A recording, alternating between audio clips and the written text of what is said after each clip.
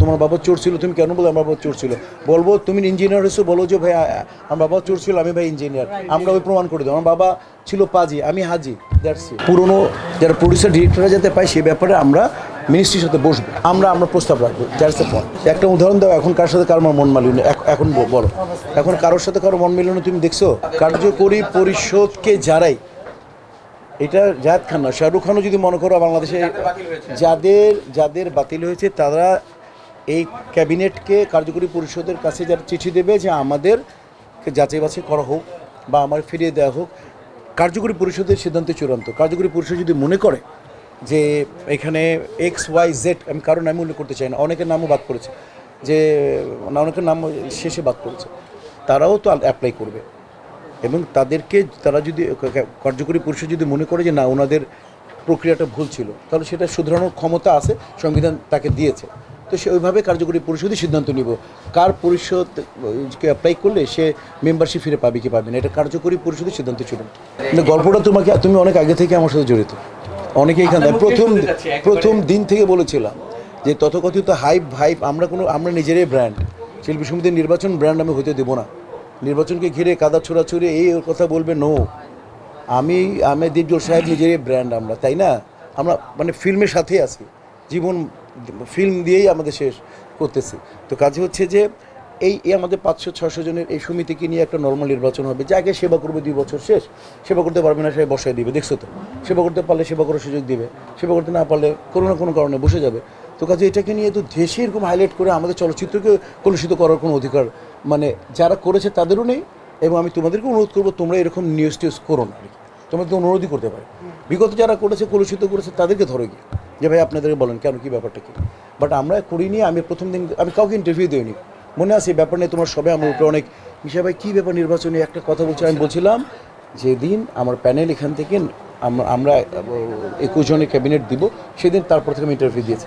একটা মনে বিডি নিউজের আমার রাহাত আমাকে নিয়ে গিয়েছিল অন্য একটা কারণে, একটা প্রশ্ন করেছিল নির্বাচনে। আর আমার আরেকটা ছোটো ভাই ওইটা দেখার পরে বললো, আমার 30 বছরের ছোটো ভাই, সেটা হচ্ছে গিয়ে কামরুজ্জামান বাবু, ওর একটা ইন্টারভিউ আমাকে লাস্টে দিতে বাধ্য হয়েছে। আপনার রাহাতকে যদি দেন, আমি রাহাতের বড় ওকে একটা দ্যাটশিট। এরপরে আমি তোমাদেরকে রেগুলার দিয়ে যাচ্ছি। এবং তুমি দেখলে আমি নিপুণকে দীপজল ভাইয়ের হাতে সমর্পণ করলাম এবং তার উপরে হাত রাখলাম যে আমরা সবাই মিলেমিশে কাজ করবো। কেন ভেদাভেদ হবে? চাই না, আমার প্ল্যানিংটা ছিল না, আমরা মিলেমিশে কাজ করবো। হেরে গেলেও আমি ক্যাবিনেটে আসি কি না হয়, আমি গতবার হেরেছি, আমার ক্যাবিনেট হেরেছে, আমি গতবার ইতিহাস রচনা করেছি, আমি কাঞ্চন ভাইকে ওত করিয়ে দিয়েছি, রাইট, মালা পরিয়ে দিয়ে এসেছি। ইতিহাস গড়া ভাঙার কাজই তো হয়েছে আমাদের। সবাই মিলেমিশে কাজ করবে এবং ভুল ভ্রান্তি হলে তোমরা আগে নিউজ না করে আমাদেরকে জিজ্ঞাসা করবে যে ভাইয়া তোমাদের কাছেও আমরা বিনতি বলি, আমারও কোনো কথা যদি আমি ভুল বলতে পারি, ওটা না মিশে ভাই কথাটা দিলে আরও খারাপ হবে, তুমি কেটে দিবা। একেবারে কাঁধে হাত মিলিয়ে কাজ করবো। আল্লাহ ওরা এখন তো সব একেবারে, এখন তো এক ছাদ এক রুম, সবাই কার্যকরী পরিষদ। এখন তো বাংলা চলচ্চিত্র শিল্পী সমিতির কোয়েশ্চন। কেউ তো বলতে পারবে না আমি ওই পথ দিয়ে এসেছি বাসা, আমি ওই পথ দিয়ে এসেছি বাসা। কেউ বলবে না গলি দিয়ে এসেছি, কেউ মেইন রাস্তায় দিয়ে এসেছি।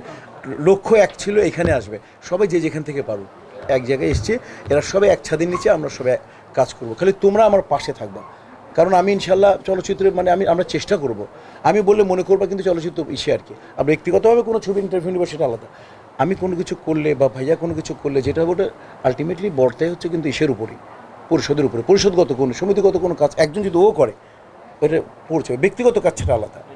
তো আমরা ইনশাল্লাহ তোমাদের সহযোগিতায়, দেশবাসীর সহযোগিতায়, দেশ প্রধানের সহযোগিতায় এবং গোটা চলচ্চিত্র পরিবারের সহযোগিতায় আমরা আশা করব যে প্রোডাকশন আমাদের করা কাজ না, বাট ভালো প্রোডাকশন হোক, বেশি প্রোডাকশন হোক, মানে ভালো ছবি হোক, বেশি ছবি হোক, এই ব্যাপারে আমরা আমাদের শিল্পী সমিতি পূর্ণ সহযোগিতা করি।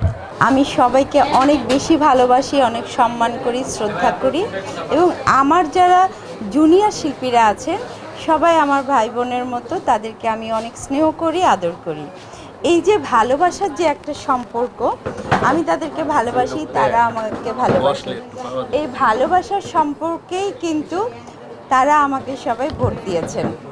তো তাদের যে কথাগুলো, তাদের সুখ দুঃখ আমরা চাই সব সময় শেয়ার করতে।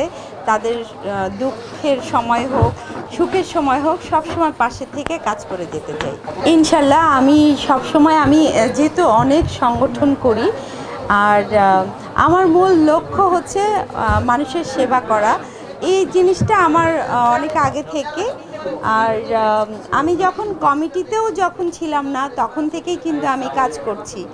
তো ইনশাল্লাহ আমাদের প্যানেল আমরা সবাই একসাথে মিলেমিশেই সামনের দিকে এগিয়ে যেতে চাই এবং আমাদের শিল্পীদের জন্য কাজ করতে চাই। আমি মনে করি যে এটা 18 জন না, আমরা যতজন দাঁড়িয়েছি প্রত্যেকের বিজয়, আমাদের পুরো শিল্পী সমাজের বিজয়।